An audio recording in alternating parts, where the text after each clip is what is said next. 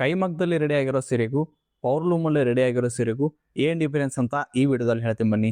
ಈ ಪೌರ್ಲಮಲ್ಲಿ ನೇಯ್ದಿರೋ ಸೀರೆ ಪೂರ್ತಿ ಕ್ಲಿಯರ್ ಆಗಿರುತ್ತೆ. ಯಾವುದೇ ರೀತಿಯ ನಿಮ್ಗೆ ಇಲ್ಲಿ ನೋಡಿ ಲೈನ್ ಎಲ್ಲ ಕರೆಕ್ಟ್ ಇರುತ್ತೆ. ಈ ಲೈನು, ಈ ಎಳೆಗಳ ಲೈನು ಯಾವುದೇ ರೀತಿ ಮಿಸ್ ಇರಲ್ಲ. ನೋಡಿ ಈಗ ಎಷ್ಟು ಕ್ಲಿಯರ್ ಆಗಿದೆ ನೋಡಿ. ಅದೇ ನೀವು ಹ್ಯಾಂಡ್ಲೂಮ್ ಕೈಯಿಂದ ನೇಯ್ದಿರೋ ಸೀರೆಯಲ್ಲಿ ಈ ತರ ಅನ್ಇವನ್ ಆಗಿರೋ ಎಳೆಗಳನ್ನ ನೋಡ್ತೀರಿ. ಮೇನ್ ಆಗಿ ಸೆರಗಿನ ತರ ನೋಡಿ ತರ.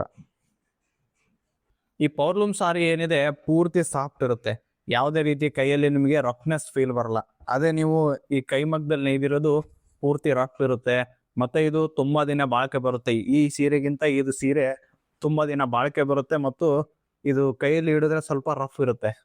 ಇದು ನೋಡಿ, ಈ ಕೈಮಗ್ಗದಲ್ಲಿ ಮತ್ತು ಪೌರ್ಲೂಮ್ ಅಲ್ಲಿ ನೇಯ್ದಿರೋ ಸೀರೆಯ ಡಿಫ್ರೆನ್ಸು.